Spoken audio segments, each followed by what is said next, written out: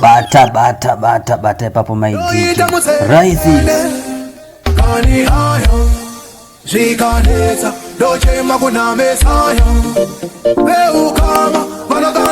Welcome to Padene FM with DJ Snazzy Biee. Tapindira pane mfenyuro takachibata chitanda nguva dzasvika pana 1 o'clock.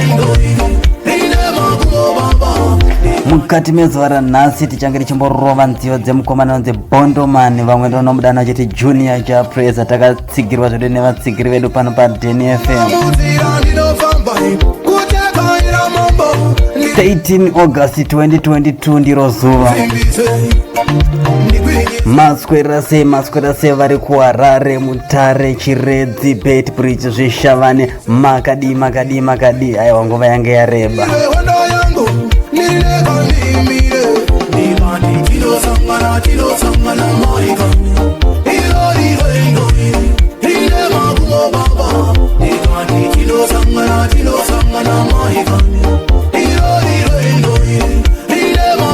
Nzira yeupenyu ine minzwa zvibinga mpini, minzwa nemasoso, asi tongopfugama kuna Mwari wesimba, Mwari kumusoro kudenga, kuti tigonesei Baba, tikunde vavengi vanotimukira, vanoda kutimedza tiri vapenyu.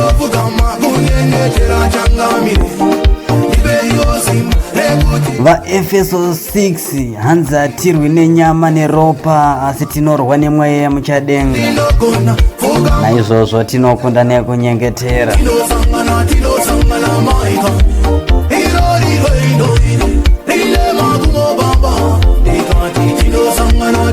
Bontoman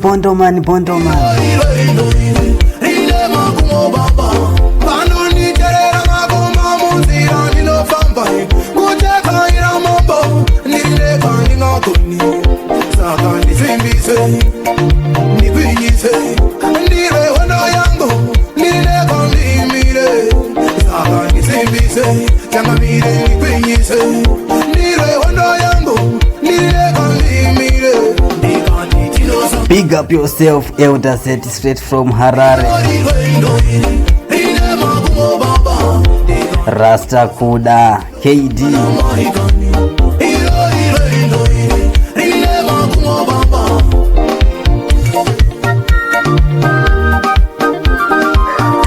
ndosimbisa chango chining'ina Emanuela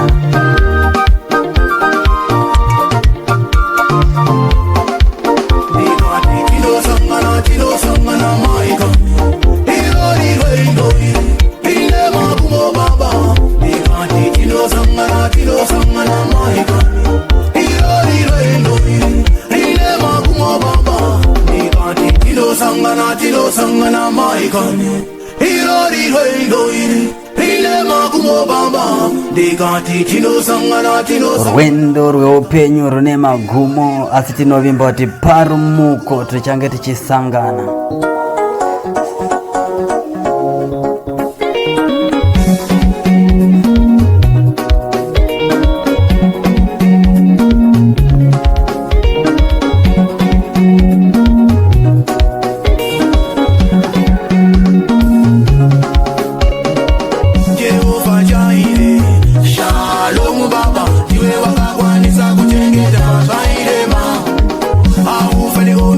Tava kudzokera kudzimba dzedu tichibva kumazororo eHeroes Day Zimbabwe. Ngatifambe zvakanaka pamigwagwa, tisatyaire takadhakwa.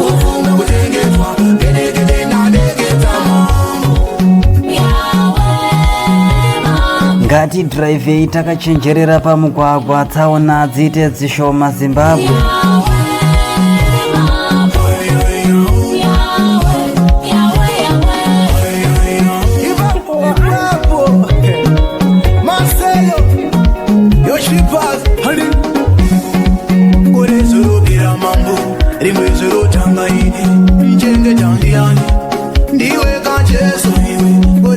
Tatodarika pakati pegore, tinongoramba chingonamatira kuti Mwari vatichengete chimwe chipande chasara ichi. Hopu pane zvamange makapulana mukati megore rino, zvimwe zvacho mato achifa sofa.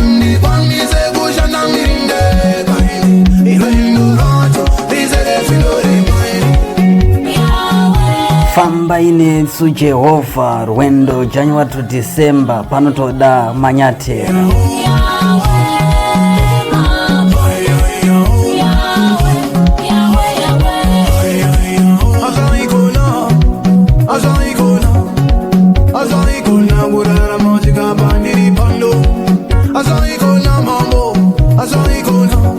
Azvaikwanisika Jehova, pasina tsitsi, pasina nyasha dzenyu kuti tisvike pano Jehova. Vazhinji vezera vakateremuka, vamwe vakakundikana kusvika mukati mezuva ranhasi, vamwe ndo vakarara usiku nezuro vakatadza kumuka. Saka ngatitende rudo rwaJehovha Zimbabwe.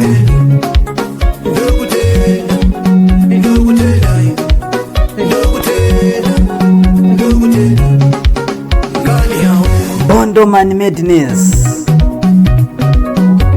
tiripo kufamba pa DNFM. DJ Snazzy Biee ndiye mushamarara.